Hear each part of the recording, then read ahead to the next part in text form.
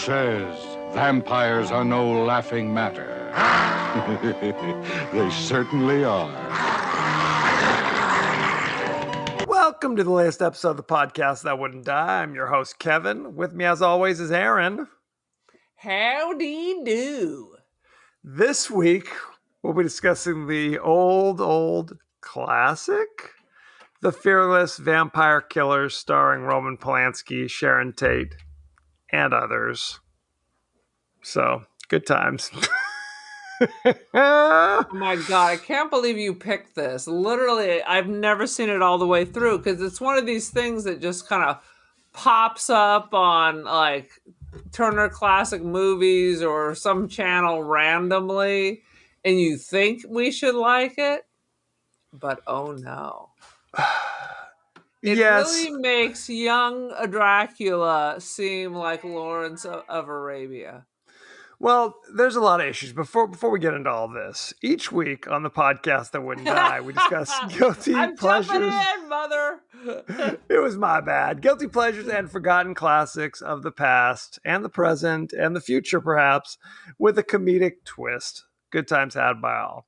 My issue with this is I remember this movie as a young child. Like, I don't know, it was on KTLA or something along those lines.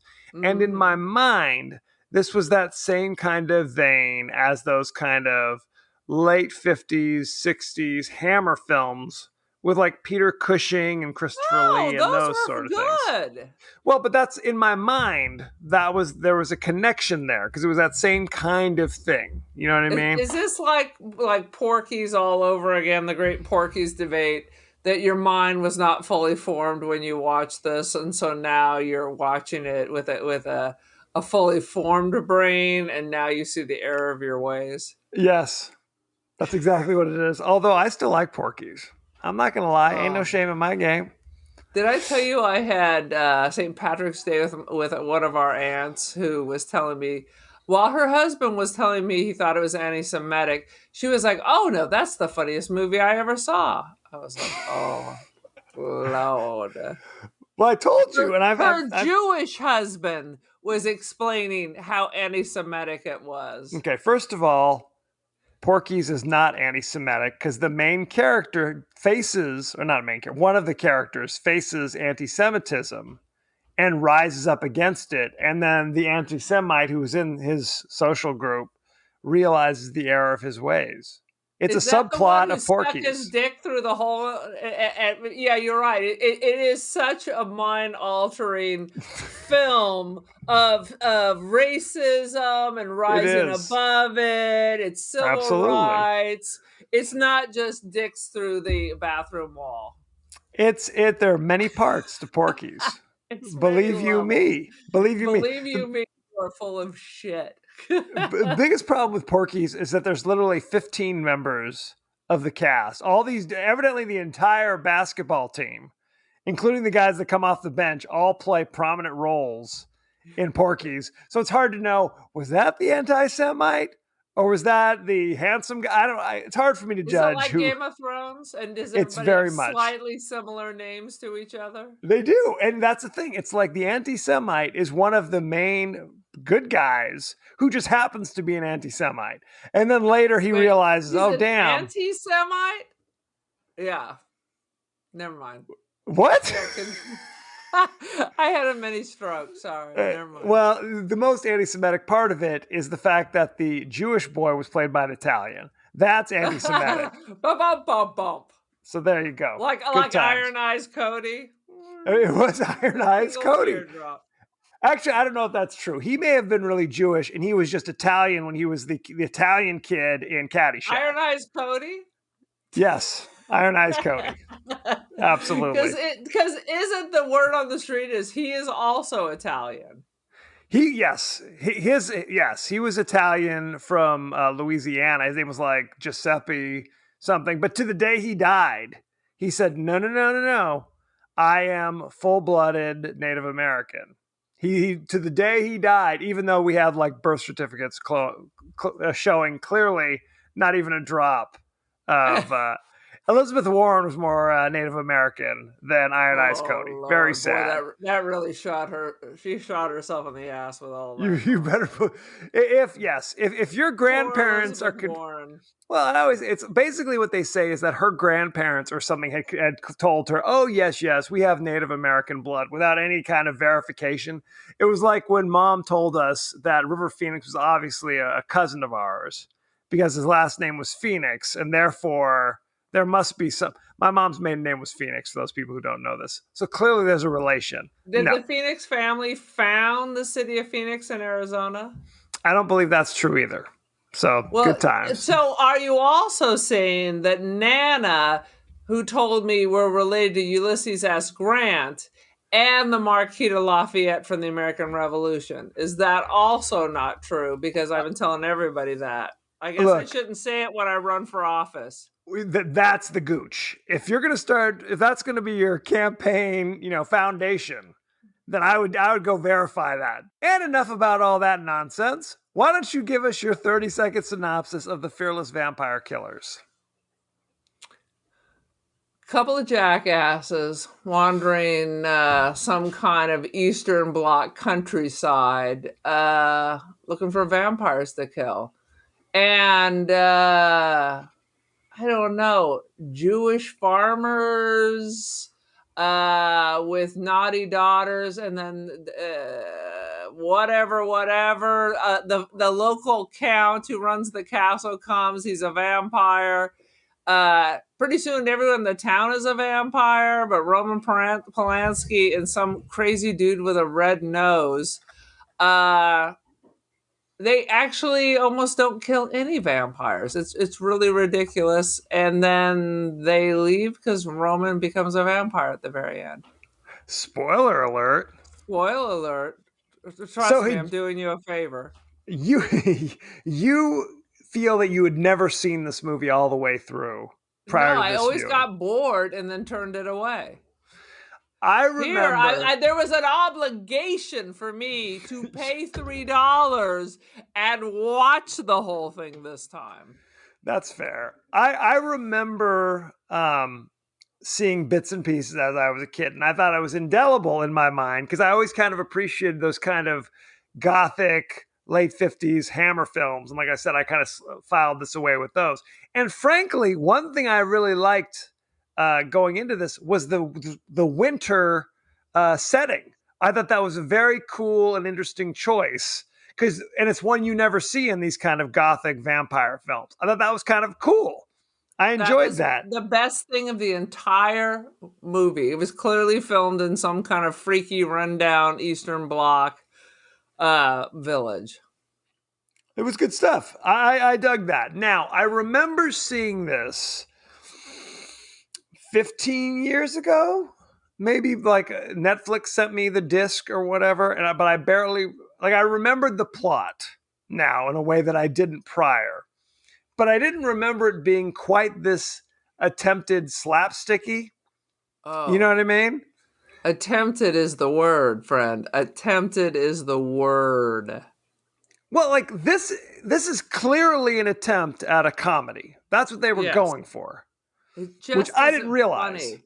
I wonder if people in the 60s had a more I don't want to say retarded, but a delayed, you don't want to say that, by the way. I'm going to bleep that. Delayed You're welcome. Sense of humor. I mean it in the French way. What does that mean? It means the word retard means. Oh delay. God, we went down this wrong path. Let's just move on. What I'm trying to say is maybe like we were talking about Porky's and our brains weren't formed. Maybe people in the 60s brains weren't formed all the way because it was all the Agent Orange and like whatever bad hashish. People were not spraying Agent Orange just around the countryside. Okay. Interesting. Drugs unless it's the countryside. Were new and fun back in the old days. And then you have Vietnam. Right. They sprayed in the Vietnamese countryside, but not in the greater Midwest, as far as I know. As far as we know. As far as we know. One thing I have to full transparency, dear listeners. I rented this on Amazon Prime. I watched about 5 or 6 minutes of it and promptly fell asleep. Next night, keyed it up, watched about 45 minutes of it, promptly fell asleep. Went to watch it the next night, and it was saying, "Your rental is over. How about another $2.99 to finish this?" And To you which I said, "How said, about shut the up? Shut the I hell up." I said, "I will beat you if you even I suggest such a thing to me." So I I did what I spit could do. on you. I spit on you. I did. I went on to YouTube and watched a couple because people post like random scenes. So I was able to kind of piece together that and my memories as to what occurs in the final 15 minutes of the movie or so. So, full disclosure, ladies and gentlemen, good Oh times my had by god. all. It was just a mess. And the weird professor who's playing much older than he really is with the red nose. And then halfway through it, I was like, does Roman Polanski not know English at this point? I'm pretty sure he does. It took like 3/4 of the film for him to have any kind of strung together conversation.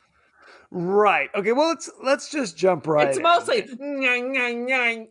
Yes, yes, it is. There's a Weird lot Benny of Hill humor. it is literally a lot of kind of rejected Three Stooges comedy. People falling, they see something scary, and go "Ngah, ngah, ngah," like If Harvey Weinstein was one of the oh, Lost Stooges, what are the lesser Fine brothers? again, not Harvey Weinstein, you anti-Semite. Anyway, good lord. Right. So I think we're supposed to think this movie takes place in Transylvania, but it is the Transylvania where no one speaks Romanian. Everyone speaks fluent, perfect British accented English, They all went except to for Roman Polanski. including the mother of the inn. They all went to English boarding schools before they came to live in their hovels. That is correct. That is correct. So Roman Polanski, who I swear to God looks like he's 14 in this movie. I'm sure He's he wasn't. quite attractive, but he's as small as a pixie. And I always thought they always made like a big difference that Sharon Tate was so much taller. She's 1 inch taller, but I'm guessing she's wearing heels and the pictures I've always seen. Well, He's 5'5", she's right. 5'6". Right. Well, you're They're not supposed. Okay. leprechauns. Shorter guys in the world, don't be offended. But if you're 5'5" as a dude, that's an impediment. Let's just say for the ladies. Okay. There was an article I Not for read. Roman. That was not a problem for him. Well, here's the thing. They basically they did this experiment where they lined up guys of reasonable, attractiveness. Like they're all about the same level of attractiveness, whatever that means. They had short guys all the way up to like really tall guys.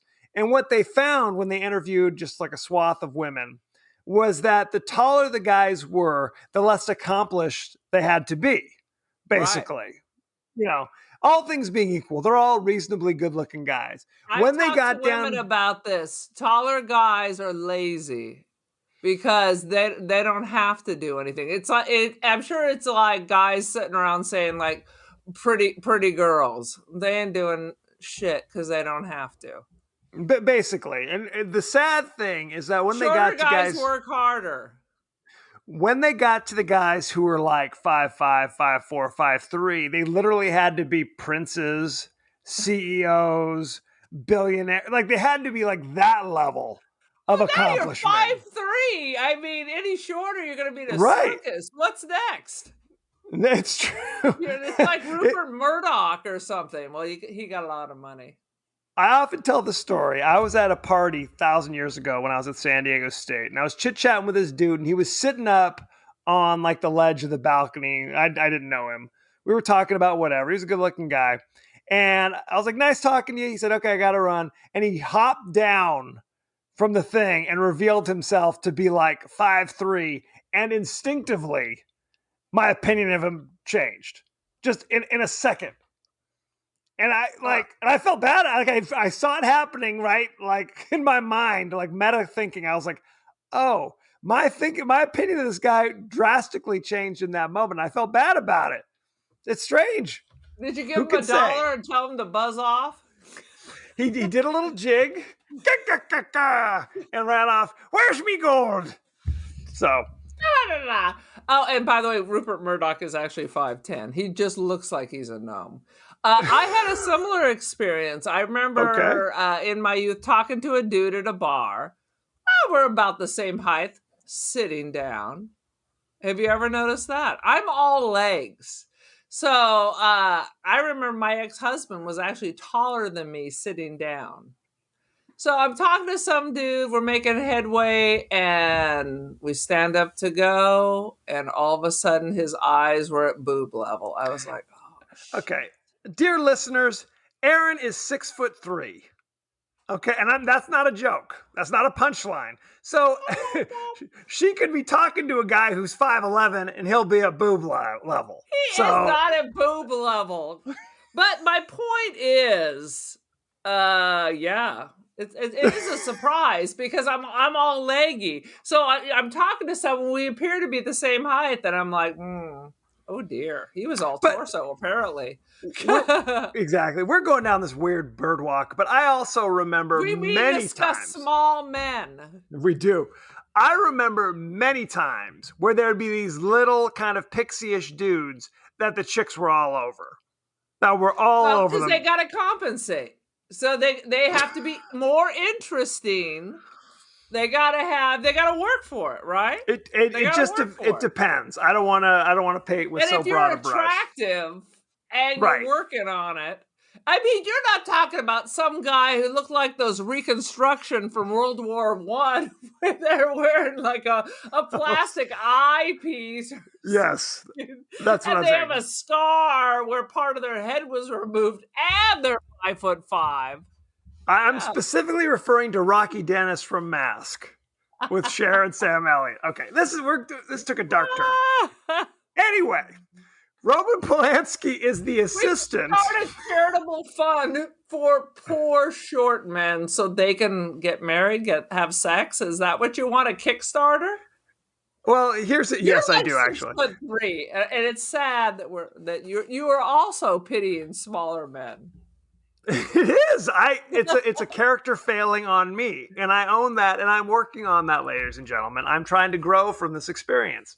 Anywho, right. Roman Polanski, who at this point was already an Academy Award-winning director, so there you go.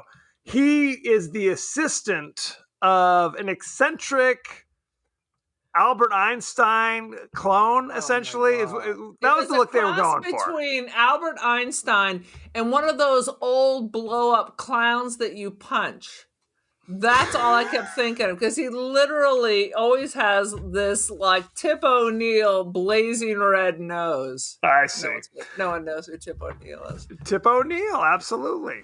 Anywho, so he's Professor Abronsius, and they go around I guess hunting vampires, but you get the sense that they haven't found that many up to this point. Or know what to do with it, because at one point he's trying to talk Roman Polanski through. They have their moment, and he's just so inept that he can't do it, and they have to put everything away, and then he loses the whole bag anyway. Right. Well, yes. Later in the movie, Professor Abronsius gets stuck in a window, essentially, and Roman Polanski is in a position where he's got the special bag of tricks, like Felix the Cat. He's got out the hammer, he's got out the stake, and he is literally set to stab Count von Krolock, or whatever the hell his name is, in his coffin, and cannot bring himself to do it. He's too afraid, he's too bumbling. So, I mean, that would have been the end of the movie, essentially. Cannot bring himself to do it. Got Professor von Krolock dead to rights, literally.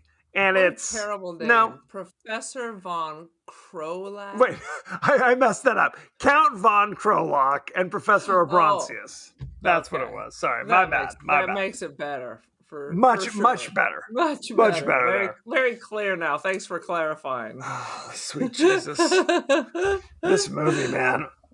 And what is it like the first I 30 was like, minutes? Kevin's Go gonna ahead. have to save this because I was like, oh, son of a. I think I watched part of it with my coffee in the morning, just shaking my head, going, Kevin, with a fist Yes. raised to the Lord. Well, it's like you said earlier. This movie very much is, what if this was a Benny Hill episode with vampires? Because all it was missing was the yakety sax. And the little old man that he'd slap on the back of the head. Right. Because it's old dudes. You may be right. It's old dudes and Roman Polanski, and then just cleavage up the yin yang. So that's what you get.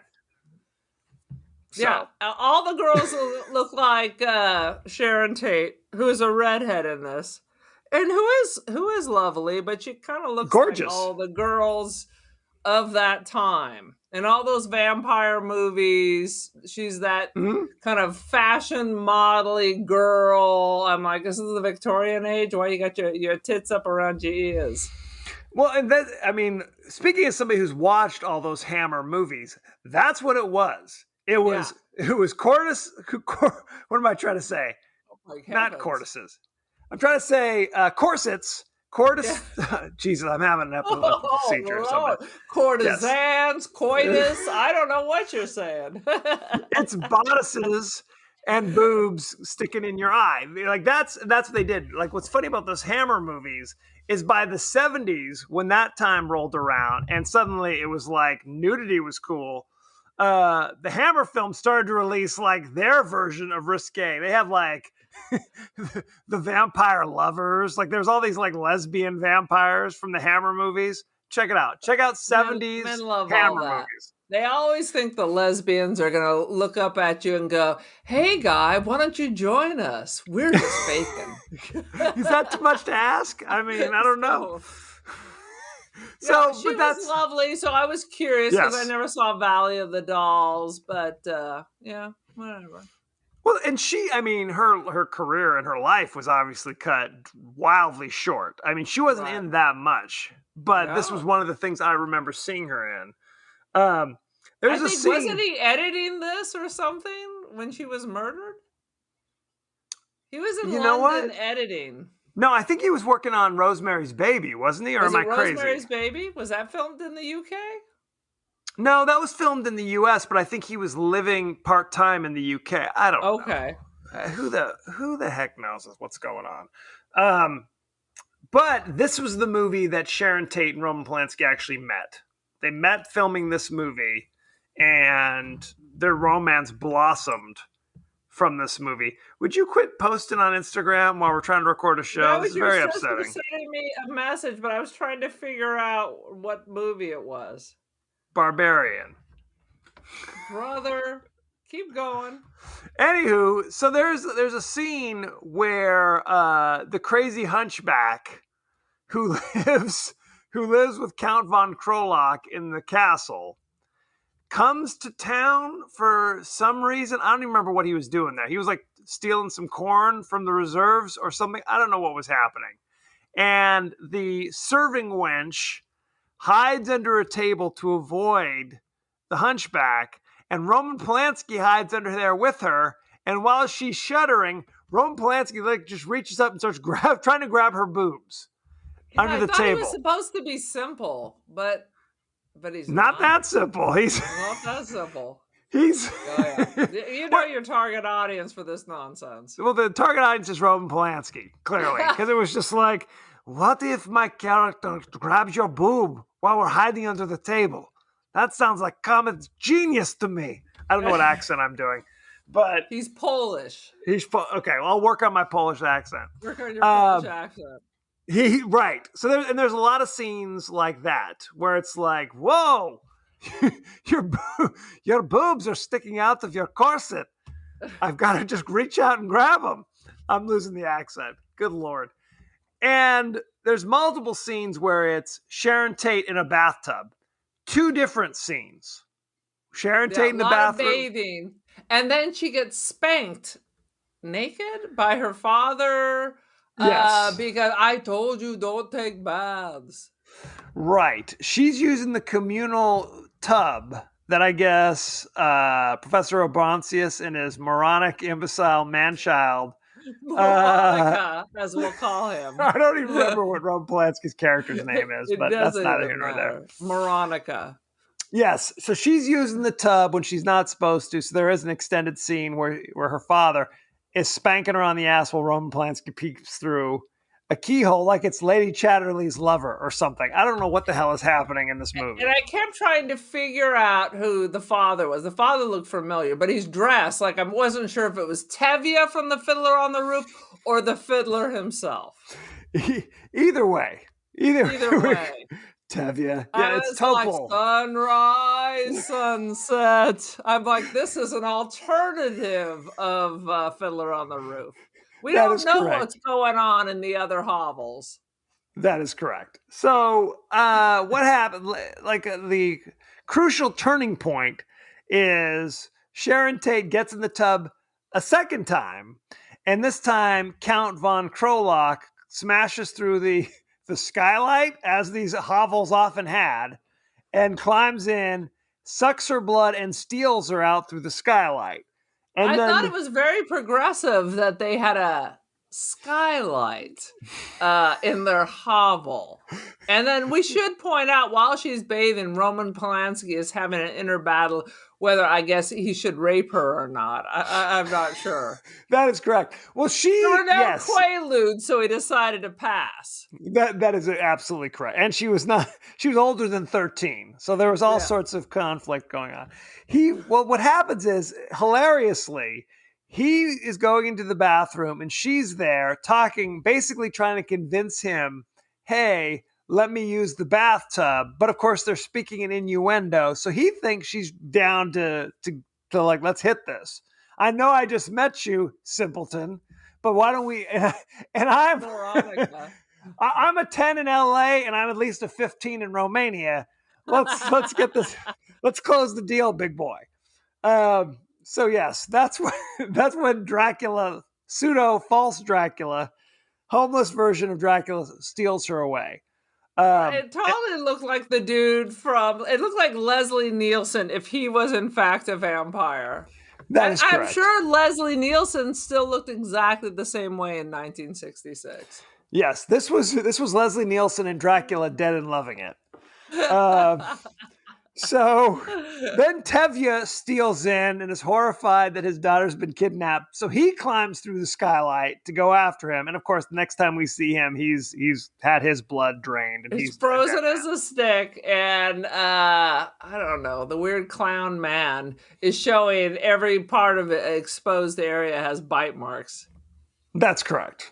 So there's the scene where they're dealing with the body of the innkeeper. And of course, the camera pans away, and when it pans back, the innkeeper is like up and like awake. So then it's that wacky, like, ooh, they're chasing me, I'm chasing them, I'm a vampire, ooh, but I'm still the wacky innkeeper. Right. Oh yeah, it was ridiculous. And he's desperate, so he wishes to continue raping the servant, and then he kind of moves on to his own kids. That's correct. We didn't even talk about that wacky scene because he's married to the innkeeper's wife, obviously. But he also has the serving wench that he's constantly trying to throw the goods at. Constantly. Who's literally just ignoring him darning socks while he's like, he was absolutely creepy. Because it wasn't, I don't think we were supposed to think that they had like this consensual affair going on. She didn't seem to be into it, but she seemed a little simple herself. Seemed a little simple. Now, the idea is like, I'm going to wait till my wife's asleep. Then I'm going to sneak out of the bed, go downstairs, and ostensibly somewhere on the spectrum of have an affair or a vicious rape, somewhere down there, and my wife's not going to find out, I hope. Fingers crossed. Is that essentially what's happening? Balance of power. I don't think the wenches in the old days had unemployment. So unless you wanted to be out on the street in the snow, you kind of had to do what you had to do. You had to do what you had to do at this point. So later, turn. It absolutely has. So they find their way over to the castle, and this is kind of when I thought it had some good moments. Once they're at the castle, no, not the comedy. Ignore the comedy. Ignore the offensive caricature of the No, the Count's gay plot, son. the acting. Oh, the gay side. They all look like something out of like a 1960s soap opera. That's correct. So the Count has a gay son. And again, this is the late 60s. So this is played for laughs. He's gay. That's comedy in and of itself. No jokes necessary. No According to Roman necessary. Polanski. Exactly. And of he course, has he's got his eye for tiny Roman Polanski. Exactly. So Roman Polanski wrote this, where he's like, not only is Sharon Tate after me, which strangely enough, I guess it worked out, at least in the short term, but also all gay men are after me as well. Everybody wants you. Everybody wants poor Roman. Everybody wants you. Very sad. But I thought it was a cool moment when the Count locks them out on the balcony and they look over and you see like the graves in the courtyard. Yeah. And they slowly start opening and you see all the people coming out of the graves. I thought that was a cool moment. That was a good shot. But then again, I go back to my question. Please. Why do you keep creating more vampires? Eventually, you got to feed these people, and you're in a distant castle far, far away. That is true. There's literally one innkeeper. You meet them all. It's a party, and they all look like shit. Yes, they're all kind of decayed. It's kind of a thriller. It's like Thriller meets Adam Ant. They're doing that thing where they're all wearing that gear. Exactly, no question. So I guess the idea is the Count once a year throws a ball, and all the dead homies in the graveyard climb out of their crypts once a year to get jiggy with it, and the Count supplies them with whatever he could find at literally the one frickin' inn within 50 miles of the castle. But not virgins. Not the virgins. Yeah, they're less worried about that, evidently. So, and I guess the prize this year is they found Sharon Tate, who presumably has been there every year of her life.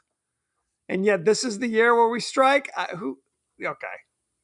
Good time. And they're all going to feed on her. There were a couple other people at that inn. Well, it's interesting that they are at the inn. Yes. And they all fed. I mean, multiple people fed on the innkeeper. Was it just the Count and his son? That doesn't seem like enough people to keep the army of the undead satisfied. It does not. It does. I agree with you there. Very, very sad. So the people coming out of the coffin leads directly to the dance, the actual ball, where they're kind of dancing around and doing their thing. And there's Sharon Tate looking foxy in her fancy red dress. Red hair, red dress. Looks great. Red hair, red dress, dynamite. Love the shoes, love the purse. The whole thing. The whole thing. Anywho, so then played for comedic effect, the professor and whatever his name is, little Veronica. Moranica. They find some vampires who are sitting there on a bench watching the festivities and conk them on the head because that would do something. Mallet? No, they take they take like what appear to be like, what is it, the knights' helmets that they wear, conk it on their heads, and I guess not because you can knock vampires unconscious as one does. I didn't know. It's good to know. Good to know. In case you get into a scrape. Steal their clothes and then proceed to dance around. Because I guess at this point, they're not trying to stake Count von Krolak anymore. They're just trying to rescue hot Sharon Tate. I think is what... Because they are not fearless and they are clearly not vampire killers. They kind of blow at their chosen profession. Ain't no lie. And again, it's like Roman Polanski's character is fixated on Sharon Tate. It's not like he's just rescuing her because that's the right thing to do. We can't Right. leave this poor woman behind. It's more like, I'm in love with you. We met for 2 minutes the other night, and now I'm in love with you. You And took a bath, you and I peeked through the window, and we've, now we and are now together I'm in. forever. I'm all in, and I don't care who knows it. Like later when they break into the castle, he finds her in the bathtub a third time and approaches her and immediately like kisses her, and she's into it. She's like, "Cool. What's your name again, big boy? Doesn't Whatever's matter. clever. I'm down. I'm down. Whatever you say." But anyway, this kind of has another kind of cool moment where they're kind of doing the dance with the vampires, going around in circles, doing whatever the hell that they do in And those kind of period then, balls. And as they're yes, trying to escape, they're walking kind of as part of the dance. There's Sharon Tate, there's Roman Polanski, there's crazy Albert Einstein. And they walk up, and there's the huge mirror on the wall. And boom. all you see in the mirror is just those three. All the vampires are not in the mirror. They notice it, the vampires notice it, and the audience notices it. That Well, was that kind of was a cool moment. yeah, that was foreshadowed with the gay prince putting the moves on Roman, and then Roman looking up and noticing he's the only one there, and yet he's still being molested Still being molested. by Absolutely. invisible ghost hands. As one does. Do you have anything That's else? I got nothing on this. I thought it was boring. There were definitely times when, because, ladies and gentlemen, peek behind the curtain, we typically try to take notes as we watch this thing. And the second time I was watching it, I had to remind myself, oh, yeah, I'm supposed to be taking notes. Where's my pad and paper? But it wasn't like, oh, that's a hilarious moment, or that's a great moment. Let me write that down. It's a lot of kind of bumbling Roman Polanski, and that's the comedy. I think the one note I did take is that it seemed to be shot at a much lower level. Where In what most way? of the What do you time, mean? like most of the time, it was as if it was shot from Polanski's POV. Oh, that might be so. That I might be was like, so. he looks about average height in this scene, where the camera is. It's not panning down. No one's really that much taller than him. I was like, these are all directorial decisions I'm seeing.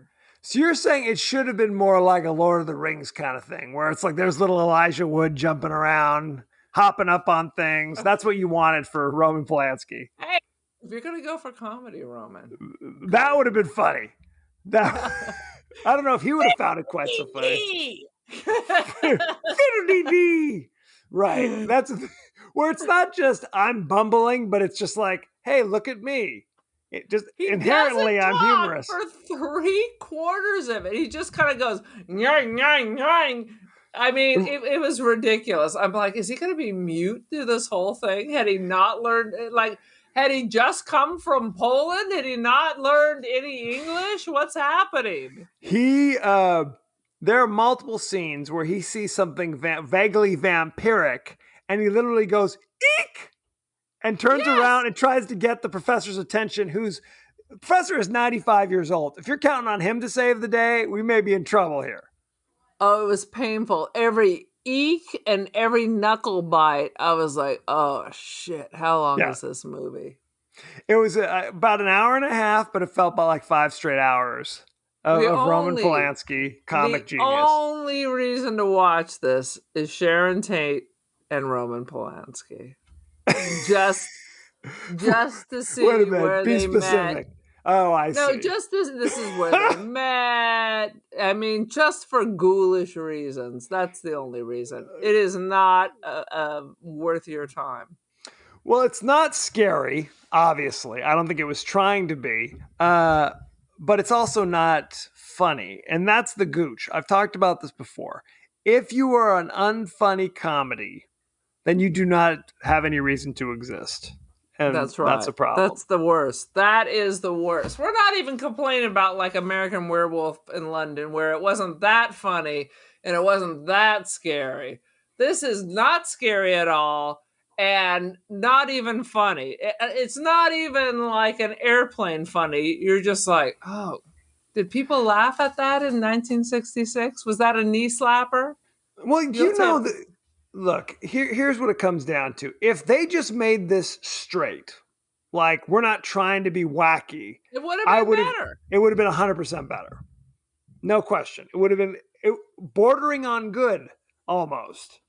If it would have just been straight, hey, we are fearless vampire hunters and we're handling this, and in our not wacky adventures, I would have enjoyed it much more. There's nothing more painful than than unfunny slapstick, and that's what this movie is.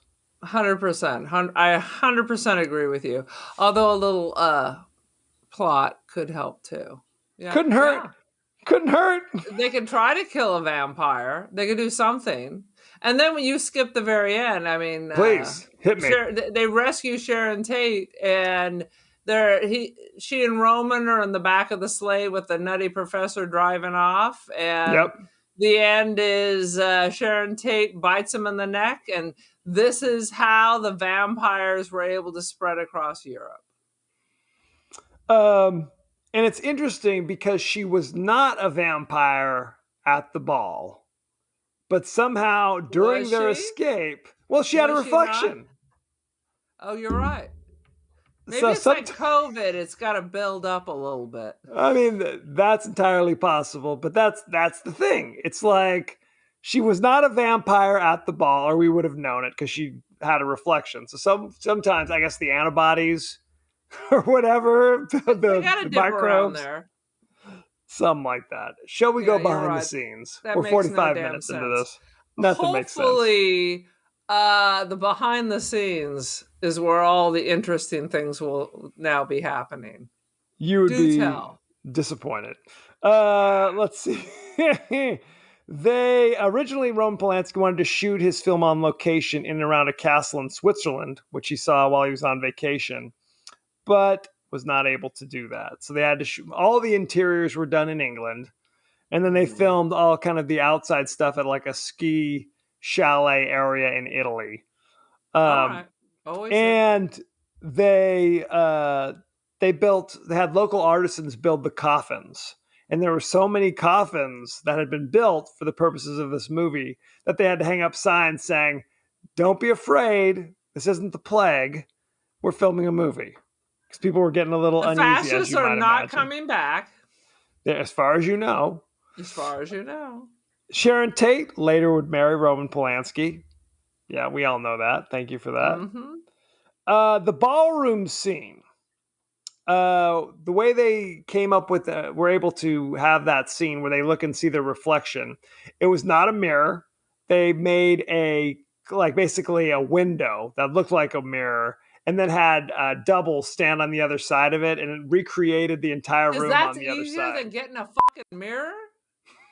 No, because then the vampires would appear in it, because they're not really vampires. You silly fool. Yeah. Are you Veronica? Sweet Lord. I might be. Roman Polanski was not happy with the American release of this film because they edited like 20 minutes out of it, which made the plot incoherent, according to him. Is it because it had a plot in the European releases? That's what they say. And it added a kind of animation scene at the beginning. Yeah. It changed the title from Dance of the Vampires, which is the original title, to The Fearless Vampire Killers, or, excuse me, but are your fangs in my neck? Because evidently the American version, they tried to make it funnier, quote unquote, by making these edits. But what's interesting about this, call me crazy, I'm sure if we watch the European version tomorrow, it will be just as terrible. Well, here's I'm going to knock your socks off. We watched the European version. Basically, the version that is out, because you'll notice, and correct me if I'm wrong, there was no animated intro. It just went right in. I had an animated intro. What did you? Like you had little green monster. That's still the European version. In the American version, there's a long extended cartoon scene of Oh, Roman because in the Polanski. title, yeah, in the title, there's a cartoon. Well, in the title, it's the MGM lion and changes into a little cartoon vampire face with like blood dripping from its Yes. fang. That's Yeah. it. In the Yeah. original American edit, I swear to God, there's a 10-minute animation cartoon. You can still see it on YouTube if you're so inclined. That is a crime Where against humanity. it's a I crime am against not, humanity. and I am not inclined. You're not. Can't say as I blame you. Very upsetting. Oh Um, yes. the producer discovered Sharon Tate on the set of the Beverly Hillbillies and insisted that director Roman Polanski use her instead of Jill St. John, who was originally supposed to be the character. She withdrew, so they had to find I somebody gotta else. tell you, Sharon Tate is more attractive than Jill St. John, and that's what they're going for. Not that there's anything wrong with Jill St. John, but Sharon Tate is more glamorous. Well, I think that's also why they made her a redhead in this movie, because Jill St. John is a redhead. So there you go. Okay. All Good right. times. Let's see. Anything else? There was a musical adaptation of Dance of the Vampires that had premiered in Austria in 1997. It Oh, was directed Jesus. by Roman Polanski and featured music by rock composer Jim Steinman. So there you go. What the hell? We've seen many films by Roman Polanski, and none of them are bullshit like this. This is truly terrible, and it's This not his was first film. no. He made a film in Poland, whose name escapes me, that won an Academy Award as Best Foreign Language Film, and he left communist Poland to England, where he made 3 films. The first one was called Repulsion with Catherine Deneuve. Oh, I think I've seen that. I think it's on our list. And this was the last one he made. Fearless Vampire Killers was the last one he made before he went to America to make Rosemary's Baby, Which is iconic. which is iconic, And which is shocking. Chinatown. Well, shit, Chinatown was later, but you're absolutely right. Let's see. And Shall you we know talk about? Roman Polanski's backstory during the war and all that, right? Hit me. I know it vaguely. Go ahead. Warsaw Ghetto. He Absolutely. was trapped and crawled through sewers to escape. Very, very Yep. terrible. So his whole family is gone. Yeah, they were executing everyone, and he waded through the sewers to get out. Awful, awful, horrible, horrible. Should we talk about the cast? I think he was like 9. Right. He was Yeah, a it was- little kid. It was a problem. Yeah. Okay, Jack McGowran played Professor Abronsius. He was in The Quiet Man. Yeah, Fearless he was Vampire in Killer. everything. Yes, he was. He was in Darby O'Gill and the Little People. Little people. Who did He he was- play? Was he Darby? He played Fadrig Oge. Does that do anything? One of the jackasses from the bar, I'm guessing. He was in a movie that we've already reviewed, by the way. Do you know what movie he was in that we've already reviewed? What is that? He was in The Exorcist. Do you know who he was in The Exorcist? All right, well, lay it on me. Because honestly, I think I looked this up. Well, he's Do you want me not to tell you? Max. No. Oh, he's the director. He's the director. He's the drunk director. Who gets thrown down the stairs and gets his head turned backwards. That is absolutely correct. Isn't that funny? That's looks. Because in this movie, he looks like crazy Albert Einstein. He doesn't normally look like that. You can't tell what he really looks like. Yeah, he's Right. clearly a much younger person. Right. Just like Max von Sydow in The Exorcist. Just like There you that go. crazy chick in X. Yes. Pearl is out in theaters Pearl. right now, I think. Yeah. By the way. I'll let you preview that. Yeah. Thanks for nothing. Roman Polanski played Alfred, the moronic man-child. You know him as the director of Chinatown. He was in The Tenet, The Ghost Rider. What the heck is that? He was still doing stuff. Carnage. This is He's like a still lot of hiding new out stuff. there. You Absolutely. Know, the French love him. French So don't mind his crimes. they're against humanity. they don't mind his crimes. They're loose as a goose. And of course, as we said, he had a small uncredited role in Blood for Dracula. So there you Blood go. for Good times. Dracula, absolutely. Chagall the Innkeeper was played by Alfie Bass. I tried Alfie to Bass. look him up. I thought I might know him too. He was in The Fearless Vampire Killers. He was in Moonraker. Yeah, I'm trying to think who it said. Just let me see if I can find this. but he It's was called- not, in fact, the fiddler on Fiddler on the Roof. He was not. He was. I'll tell you exactly if I can find it in time before it takes me too long. In Moonraker with Roger Moore, he was the consumptive Italian. Is that helpful? Okay. So an Italian person with cancer. Is that what we're saying? Or Isn't that what tuberculosis. consumption? Okay. Tuberculosis. It consumes tuberculosis. Yes. Very nice. Yeah, that's so clear. Like Dead Man 3. Yeah, that's me. Exactly right. He was also in the Beatles movie Help as the doorman. Yeah. You know him, don't you? Absolutely. Let's see. Sharon Tate played Sarah Chagall. You know her from Valley of the Dolls, The Wrecking Crew. That was that movie with Dean Martin. Yeah. She was in Eye of the Devil in 1966 and The Fearless Vampire Killers. So there you go. And then that was it. Do you want to know about any of the other characters? Oh, no. No, I do not. Oh, no. Oh, no. The Village Idiot, who I'm assuming... There was a character called the Village Idiot, was played by Ronald Lacey. Do you know who Ronald Lacey is? Which one was the Village Idiot? They were all idiots. The Village Idiot, I believe, was the dude who, when Professor Bronson's like, is there any castles around here? Everyone's like, no, there's no castles. And there's this dude who's like, oh, yes, there is a castle. Oh. Runs and like covers his mouth. I've tried to block out so much of this movie. Now, thanks for bringing that back. Ronald Lacey played the evil Gestapo officer Tot in Raiders of the Lost Ark. Oh, that's kind of rock and roll. That's pretty crazy. Not that you'd notice, because this is literally, 20 years prior to Raiders of the Lost Ark. Yeah. Sweet Jesus. Okay. Good Lord. Shall we talk? We're going deep in this. Shall we talk about the rating? Are you ready? Lay it on me. I hope you have some 1966 ratings. One can only hope. The movie, Fearless Vampire Killers, or Pardon Me, But Your Teeth Are in My Neck, currently has 70% on Rotten Tomatoes. Come on.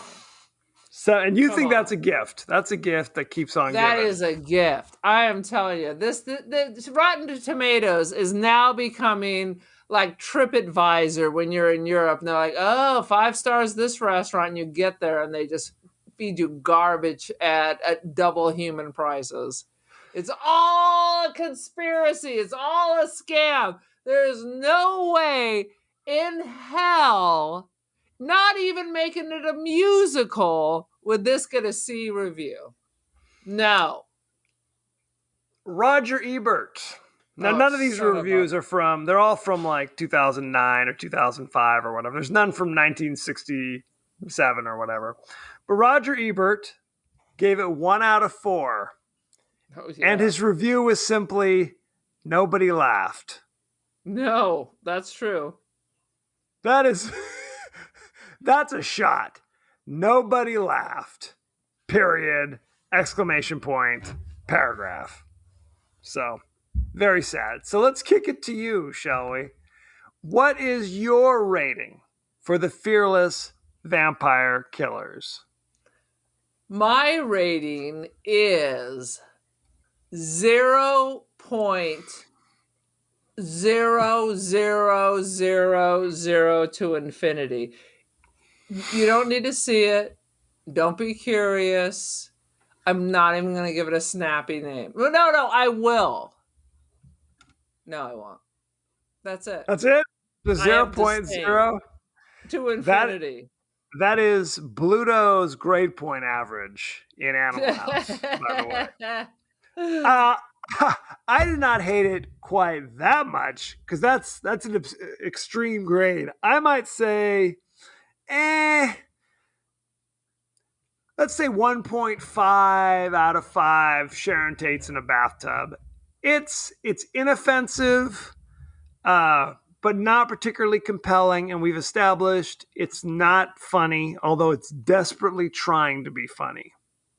So there were a couple good moments that I appreciated, but overall, forgettable. I appreciated nothing, and I was hoping to find out what the actual reception one was when it came out.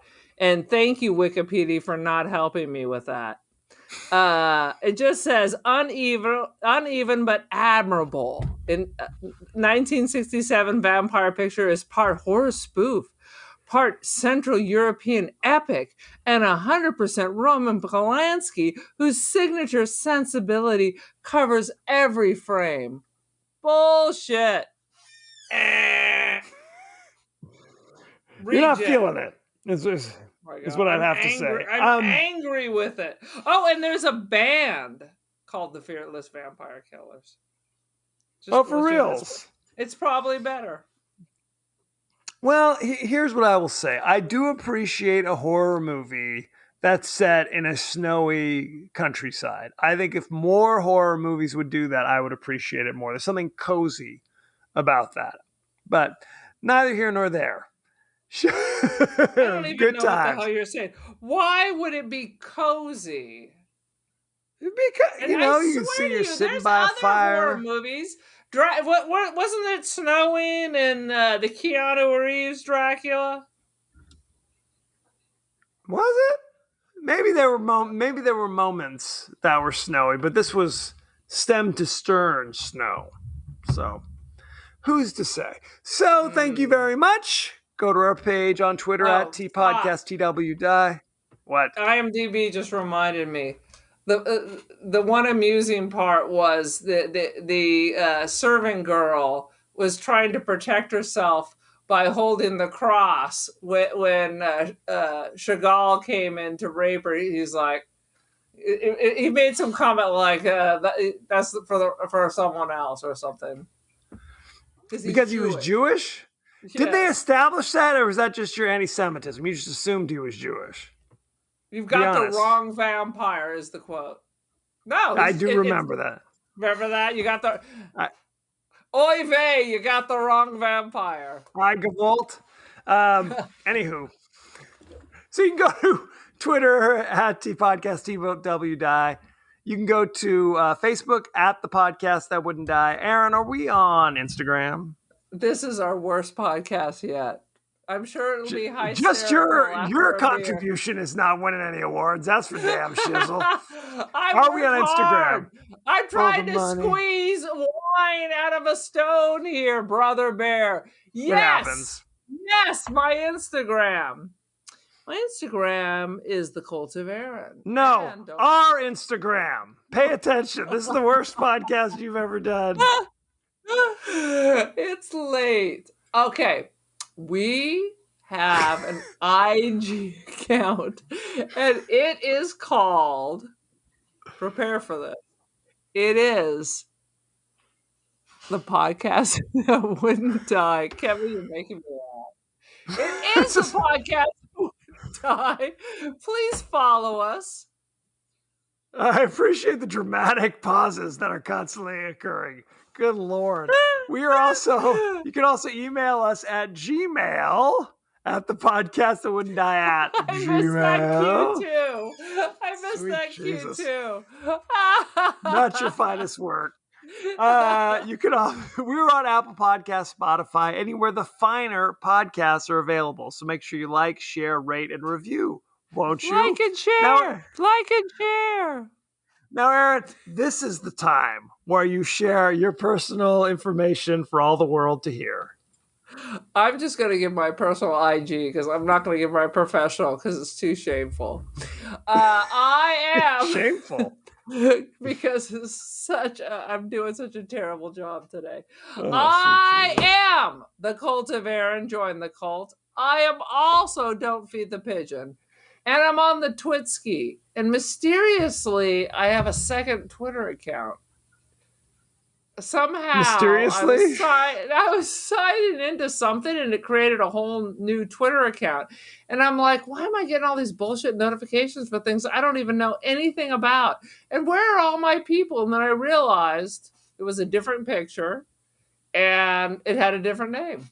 Okay. Did you hack yourself? Is the question. I may have hacked myself. I have all these problems because I have these apps that check my followers on Instagram. And so I've had problems because I also post from Instagram to Twitter. And I keep either getting locked out of Instagram or locked out of Twitter because of this unfollower app. Because let me tell you, you follow me and then 2 days later you think you're unfollowing me without me knowing it? No. Guess again, sucker. I watch that shit like a hawk. For sure. A hawk. For sure. Next week, we should have a special guest. I'm not gonna spoil the beans. That's not even a term. Spill the beans or spoil anything. I don't know what I'm trying to say. This is madness. You're delusional. It's contagious. So next week, we're going to discuss the classic Kurt Russell offering, Big Trouble in Little China. You can watch that for free on Hulu if you have it. So there you go. If you don't have Hulu. So there you go. Speaking of Hulu, yes. In case you didn't know, the new season of What We Do in the Shadows just ended, but Los Spooky season 2 just started. Get on that. And I just saw Barbarian. You need to go see that. Anyway, so it's Big Trouble in Little China on Hulu. Send us any favorite scenes, favorite quotes, comments, and questions, and we may talk about it on the show. I say that. Who's to say? We may not. Who's to say? I can't. I won't be. Don't fence me in. Who knows what I'll do? Arbitrary. Exactly. So thank you very much, and be well. Later.